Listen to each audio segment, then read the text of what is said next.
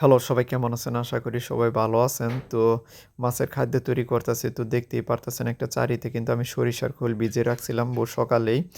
মাছের খাবার দেওয়ার পরেই প্রায় ১০ কেজির মতন খোল ভিজিয়ে রাখছিলাম এবং ১০ কেজির মতন আমি কিন্তু মাছের ফিটও ভিজিয়ে রাখছিলাম। সুন্দরভাবে ভিজে গেছে। তো এই ২ টি উপকরণ এখন ভালোভাবে হাতের সাহায্যে আমি মিক্স করে নিব।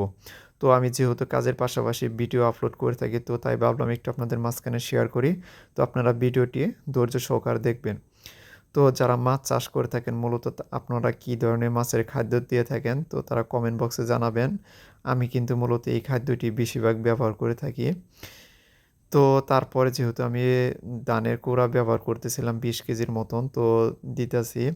যেহেতু সুন্দর করে হাতের সাহায্যে আমি চারিতে ভালোভাবে মিক্স করতেছিলাম। এই খাদ্যটি কিন্তু আমি মিক্স করতেছিলাম পানি দিয়ে কিন্তু অনেক শক্ত হয়েছিল তাই ভাবলাম একটু পানি দিই, পানি দিতেছিলাম অনেকক্ষণ। তো পানি দিয়ে গেলে একটা সময় আবার মিক্স করা শেষ হয়ে যায়, এখন ঢেকে রেখে দিব। তো যেহেতু এটাই আমাকে আবার ফির সকালে মাছের খাদ্য দিতে হবে। তো সবাই ভালো থাকবেন, আবার দেখা হবে নতুন কোনো ভিডিওতে সেই প্রত্যাশা রইল। আসসালামু আলাইকুম।